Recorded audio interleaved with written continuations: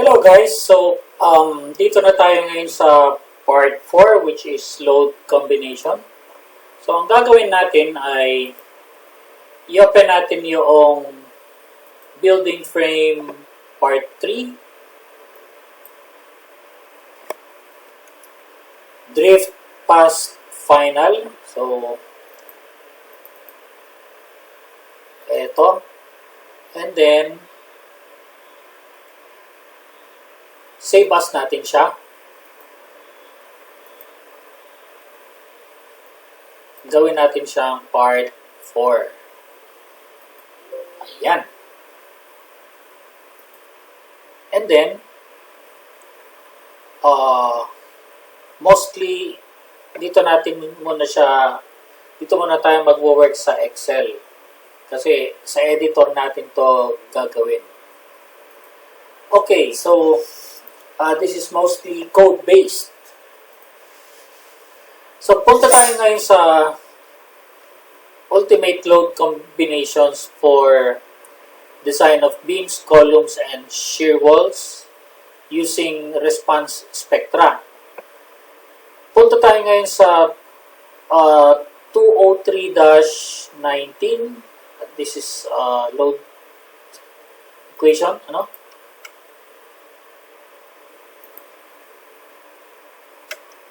Ito siya. Okay? So, 203-19 states that the equation is 1.2 det plus F1L plus 1.0 EM. And yan yung special seismic provision. Ayan. So, this is taken from NSCP 203.5.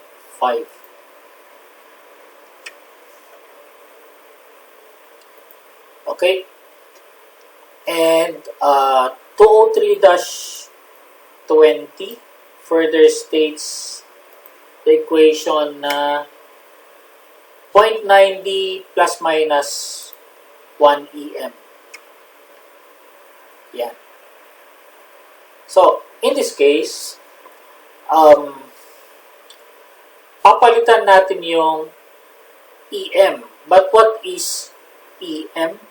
It is the estimated, ito yun, 208.6.1. It is the estimated maximum earthquake force that can be developed in the structure as set forth in section 208.6.1, which is this, and used in the design of specific elements of the structure as specifically identified in this section. So, for these two equations, palitan natin si EM with E. However, E is equal to the earthquake load on an element of the structure resulting from the combination of the horizontal component E sub H and the vertical component E sub V.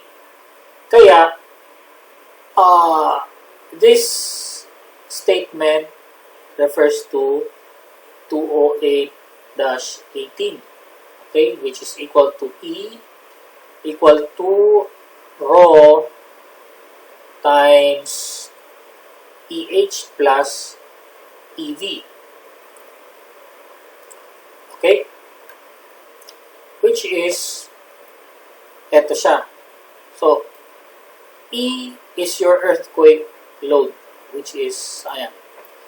And then, computation of the reliability or redundancy factor rho, ito yun, yung rho, that is taken from 208-20.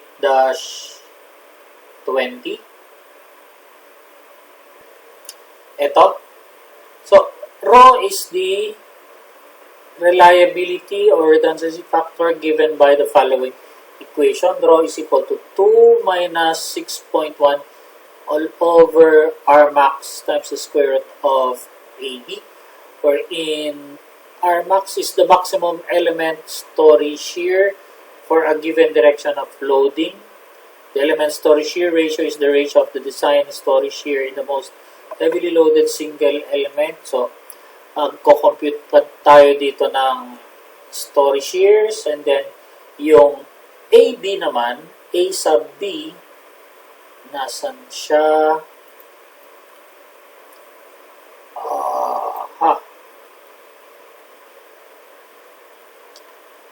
Anyway, para ma-skip natin tong pag-compute ng story shares, we better use 1, okay, para dito sa row. And then, let us look at 1630.1.1. It says that 1630.1.1 requires that special moment resisting frames have redundancy such that the calculated value of row does not exceed 1.25. Ayan, so meron siyang limiting factor or limiter. This is 1.25. Or, pwede tayong gumamit ng 1 for regular moment resisting frame wherein orthogonal effects are also considered. Okay, ngayon, ang orthogonal effects, ibig sabihin, let's say, meron tayong building. Ayan. Tapos, meron siyang may earthquake. Ganyan yung direction. So, yan yung 100% na earthquake. And then, mag-consider tayo ng additional 30% earthquake in the other direction. Ayan. Okay? So, that is one. And then, another is yung ganitong direction naman. Ayan. And then, pag-follow ng earthquake mo, ganito. So, isang ganyan. And then, another like that. So, ilang combinations na yan? So, 4 na lahat. And then, pag yung earthquake mo, ganito naman ang follow. Ayan. Ang magiging orthogonality effect naman niya, yung 30%, is wala niyan. Tapos, another combination, pa ganyan. And then, next na i-consider mo na palo ng earthquake is pa ganyan. So, all in all, meron kang 8 additional combinations using orthogonality effects. Okay, so para ma-skip natin yung pag-compute ng Rmax, gamitin na lang natin yung 1. Besides, ang ating building ay regular moment resisting frame. And we are also considering orthogonality effects. Take note na ang earthquake ay nag-aakyan sa isang direction only. Okay? And then, orthogonality effects, dinagdagan siya ng 30%. Tapos, alangan namang, i-consider mo pa yung redundancy factor na 25%. Huwag na. Magiging over-oversake na yung building natin. Baka maging uneconomical na. So, ililimit natin yung redundancy factor natin ng 1. Yan. So, input natin ay 1. And then from the seismic parameters, ang ating CA nang galing dito sa part 3 ay 0.516. Ayan, 0.5016. Tapos ang ating I is 1. Yan. And then, going back to this equation, so nakuha na natin yung rho, which is equal to 1. And then next is, ano itong E sub V? Yan. Unahin natin yung E sub V. E sub V is equal to the load effect resulting from the vertical component of the earthquake ground motion and is equal to an addition of 0.5 CAID to the dead load effect, D, for strength design and may be taken as 0 for allowable stress design. So, 0.5 CAID, ayan siya. And then, so, if we're going to compute 0.5 times yung CA natin, ayan, times I, or the importance factor 1, ito. And then, yung D, yan yung D1 tsaka D2, ano? DL1 tsaka DL2. So, that is equal to 0.2508, which is, ayan. Then, ilagay mo lang yung D yan. So, D means yung dead load effect. And then,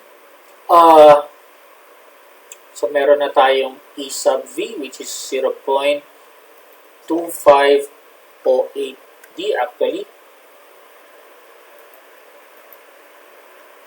So what is left here is yung rho EH. But rho is equal to 1, kaya siya naging 1.00 EH. Next, what is E sub H? Ito yun.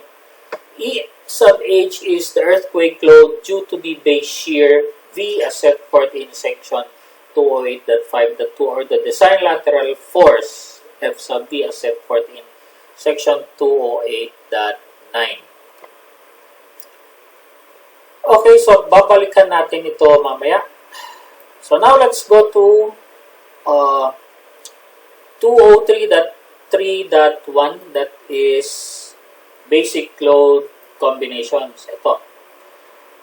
So we have here 203-1 hanggang 203-7. So ayan siya. Now what is 203-1?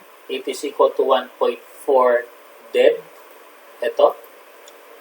And then 203-2, it is 1.2 dead plus 1.6 live. So whichever applies. Wala tayong F, wala tayong T, wala tayong H, wala tayong roof live load. Okay, so dead and live lang. And then 203-3, it says here it is not applicable dahil dito sa previous lectures natin, nalaman natin na earthquake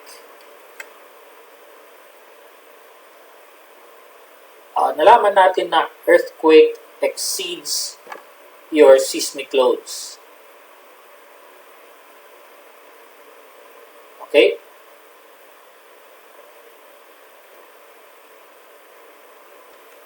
Ayan. So, earthquake is greater than earthquake loads is greater than wind loads. Sorry, ayan, no? E sub X is greater than W sub X. E sub Z is greater than W sub Z. So, since seismic base shears are significantly higher than wind base shears, we can ignore the wind load in the design. Ayan. So, hindi na natin isasali si W, tsaka wala naman siyang roof live load. So, 203-3, we will disregard this. Besides, mas malaki itong 203-2 kaysa kay 203-3. Okay? Next. Kay 203-4 naman, again, wind load is disregarded. Kaya maiwan dito ay 1.2 dead plus F1L. So again, 203-2 exceeds this 203-4. And then, Ito namang 203-5, that is 1.2 dead plus E plus F1L.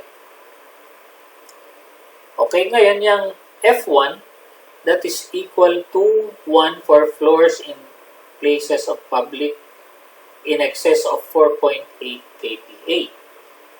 Okay? Pero ang ating live load ay 2.4 lang, kaya ang ating F1 ay 0.5. So, ito yun, yung 0.5 na yan. Yan yung F1. Now, let's look at 203-19. Okay, so ito si 203-19. Yan yung special seismic provision. It is 1.2 dead plus F1L plus 1 EM.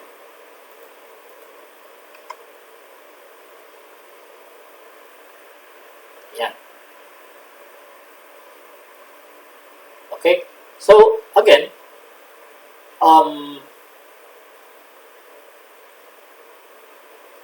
i-disregard natin ulit itong 203-5. Okay? Kasi mas mabigat si 203-19. And then, likewise, sa 203-6, ayan, 0.9D plus 1 wind. Disregard natin si wind. 1.6H, wala tayong H. So, what is left? 0.9D. I-disregard ulit natin tong 203-6 kasi mas mabigat pa rin si 203-1. 1.4 compared that to 0.9. Next, kay 203-7, meron siyang E, pero ang ilalaban natin dito ay si 203-19. Kaya, i-disregard na natin ito. So, ang naiwan na lang dyan ay si 203-1, si 203-2, tsaka si 203-19. Okay?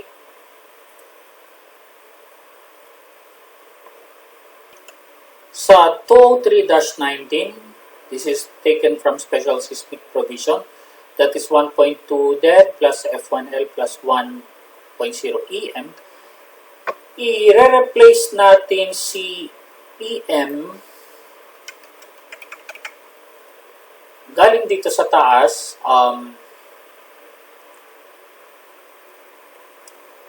I-replace natin si EM with E, which is equal to rho EH plus EV. Okay? So, it will now become 1.2D plus F1L. Ayan.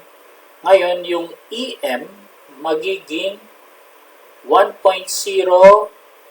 What is EM? Magiging rho EH plus EV. But, what is rho? It is equal to 1. Ito yung ipapalit natin. No? Yan yung ipapalit natin dito. Kaya siya naging 1.0 EH plus 0.25D. So finally, kapag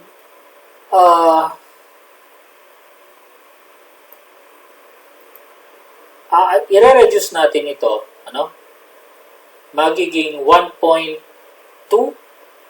plus 0.25, it will become 1.45D plus 0.5L, ito, plus 1.0 EH. Okay, guys? Next, take note na ito, meron tayong plus tsaka minus doon.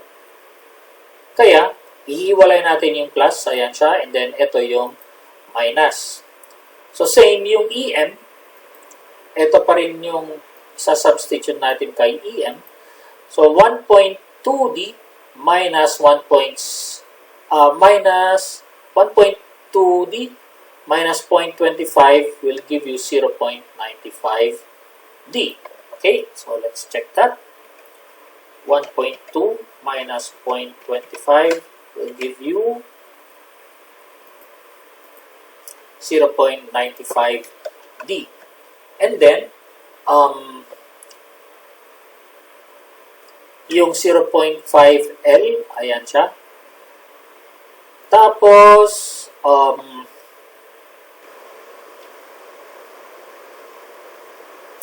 ito magiging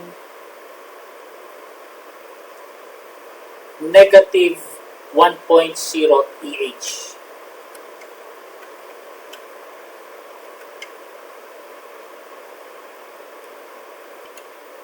Okay, so 0.95T plus 0.5L minus 1.0 EH. Okay, saan nanggaling yung negative dun? Ito. So, meron tayong negative dyan. Negative times 1.0 EH, kaya siya naging minus dun. Note,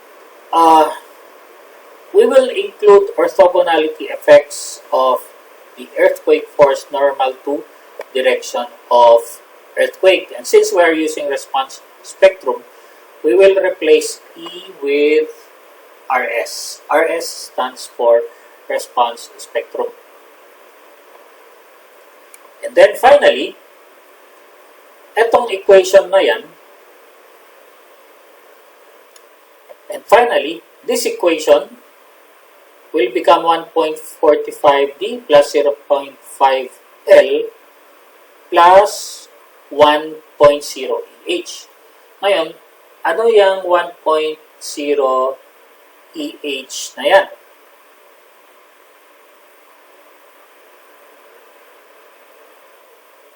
So, galing dito, E sub H is equal to the earthquake load due to the base shear V.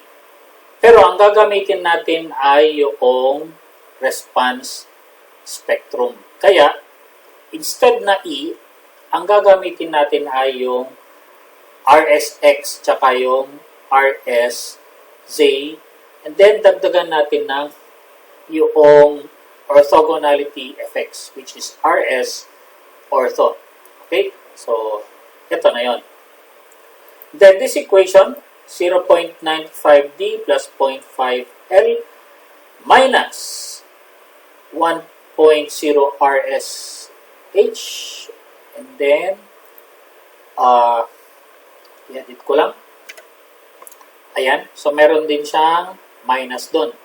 Bakit minus? Take note na parang ganito yan. Yung E sub H that is equal to yung seismic tsaka yung orthogonality effect. So, i-multiply natin siya ng negative. Yung negative 1 yung nasa labas. So, i-distribute natin yung negative. Tapos, distribute mo rin yung negative sa kabila. Okay? So, next. So, etong dalawang combination na yan, isa pa lang yan. That pertains to 203-19. Okay? Okay, so let's look at this equation first. Which is this equation. Ngayon, walo yan actually. So, dahil yung RS horizontal, siya ay directed sa X direction at sa Z direction. Okay, so ulitin ko yung in-explain ko kanina. Let's say, ito yung building. And then, meron tayong earthquake.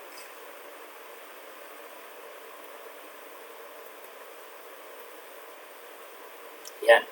So, let's take this as positive RSX. Yan.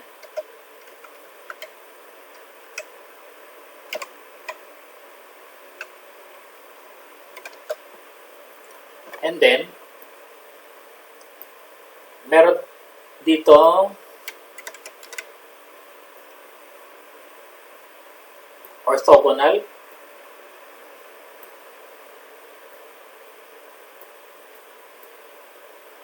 mas maliit. This is 0.3 RSZ direction. Yan.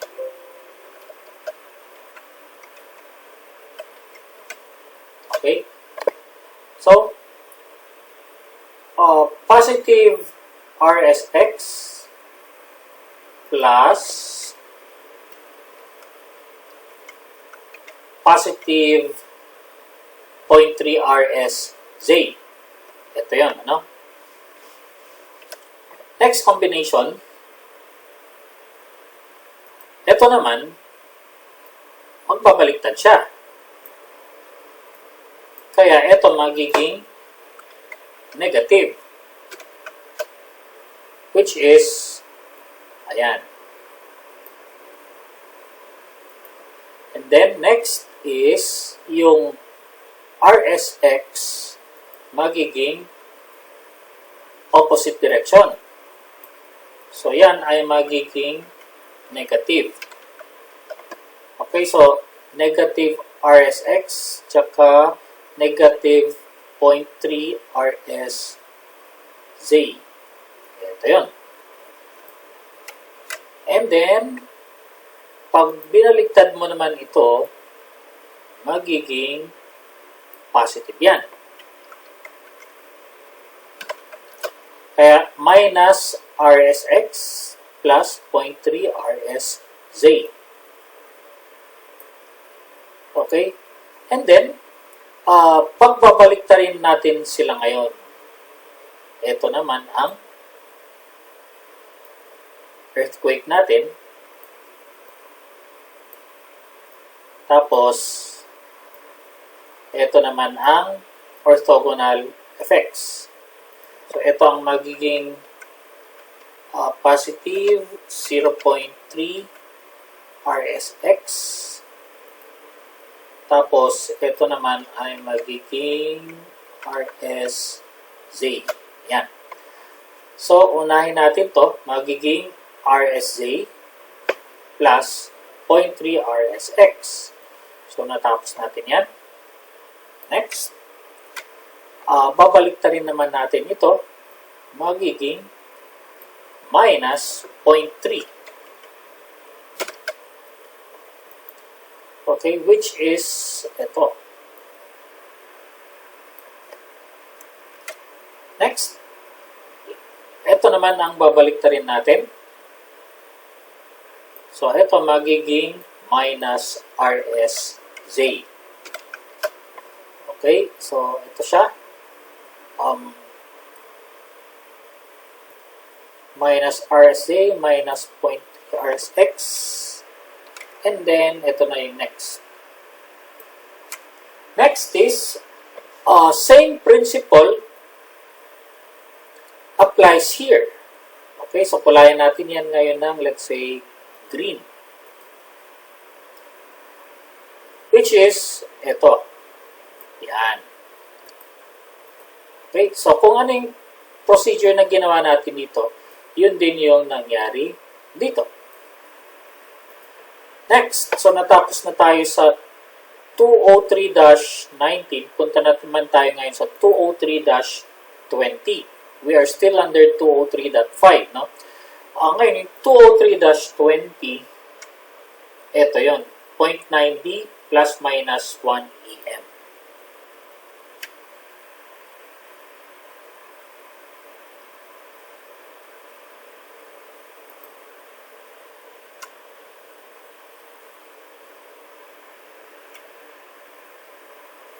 Okay? Ayan. Next, may nagkamali dito eh. Ayan. Ito, yung 203-19. Itong 1.0 EM dapat plus minus yan. Okay? Yan. Kaya dito, nilagyan ko doon ng plus minus din. Now, going back here, yung EM, again, papalitan natin siya ng uh, papalitan natin siya ng E, which is rho EH plus EV, or which is equal to this. Okay? 1.0 EH plus 0.25 OAD. Ito yun. 1.0 EH plus 0.25 D. So, ayan. May plus doon. Ayan, may plus doon. Then yung minus, ayan siya. And then 0.9D plus 0.25D will give you 1.15 plus EH. Ito siya. And then ito naman, 0.9D minus 0.25 will give you 0.65D. And then minus 1 EH.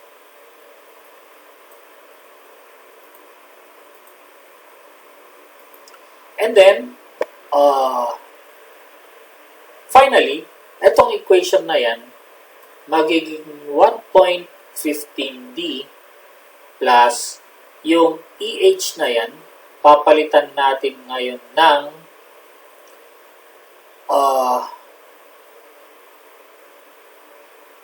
nasan ka, EH? Yun, yung E sub H, papalitan natin siya ng response spectrum, which is yung RS horizontal tsaka yung RS ortho. Yan. Okay, so yan na. Then, itong 1 minus negative 1 EH, palitan din natin siya ng response spectrum. So, magiging minus 1 RSH, tapos dapat dito minus din yan. Okay? So, kung titingnan natin ito, yung two equations na yan, they are similar here. Okay? So, ayan o. Plus plus. Ayan. Wala lang itong, ito wala lang siyang live. Okay? Pero meron siyang RH, RSH. So, plus minus, ito.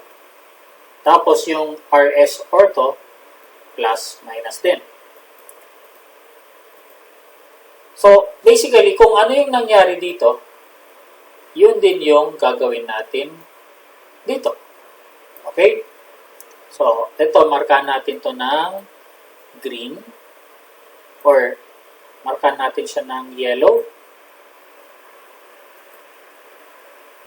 And ito yung katapat niya. Okay? 1.15D plus plus and then plus minus. So, basically, sunundan lang natin yung sign nito. Sign conventions niyang RS tsaka itong ortho. Okay? Yung ortho, yan yung may 30%. And then next, itong green. Ito naman siya. Yan yun. Okay? Next, meron tayong notation dito. Ayan. Balik tayo sa 203-19. This combination is highly dependent on distance to 6-mic source. If not sure, assume closest distance, then use 1.53D plus 0.5L plus E. And then, dito naman, 203-20 for load combination 0.9D plus E, or that is 203-20. Check for columns in tension as this will cause overturning. Ngayon, yung columns na yan in tension, yan yung mga columns na nasa baba. Dito tayo mag-iingat kasi ang columns, normally, it is under compression. Ngayon, pag nag-tension yan, ibig sabihin, hinihila niya yung building pataas.